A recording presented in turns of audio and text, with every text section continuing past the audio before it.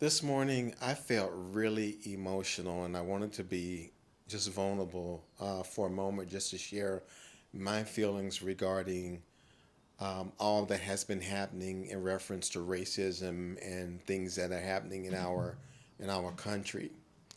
I've heard so many people with so many different perspectives of what racism is and who's to blame and things of that nature. But this has been something that has been going on for um, over hundreds of years. I grew up in Mississippi.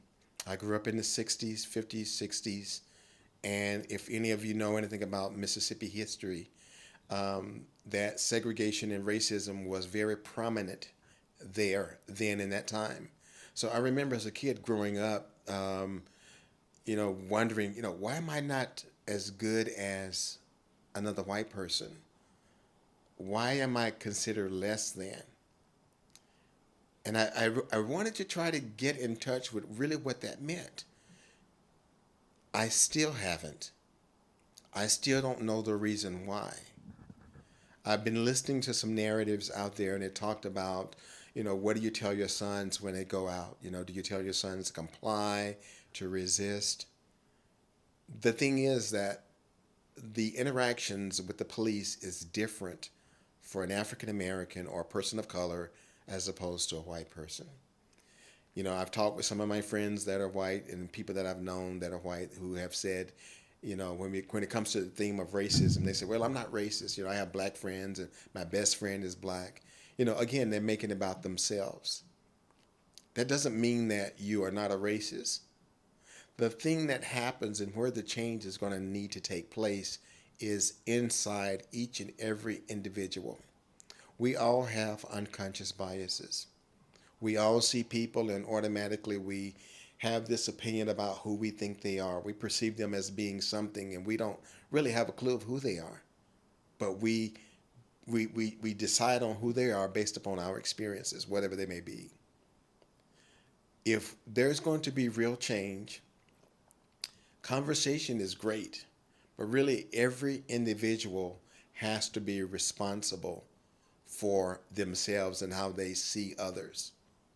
We all have unconscious biases. It's part of being human. But do your biases dictates your actions, what you say, what you do? We have this saying, who you are determine what you do, what you say, what your actions are going to be. It is so sad that a man's life was lost when it really didn't have to be that way. And it was unfortunate that people stood around, or his fellow officers stood around and allowed it to happen, didn't speak up. It's kind of like that quote from Dr. King that says, "It's not the violence of the few that frightens me, it's the silence of the many." So I'm asking you, I'm imploring you to take a stand, to look at yourself, to go internally and see if you're the person that when racism is mentioned, you roll your eyes. You decide. But you also have the power to change. We're always at choice. And you have the ability to choose whatever you will about whatever situation is going on. And especially this racist situation that we're going in right now.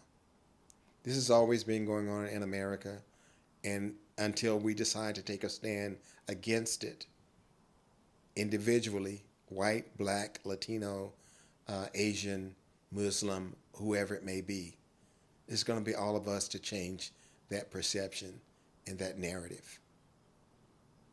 Peace and blessings.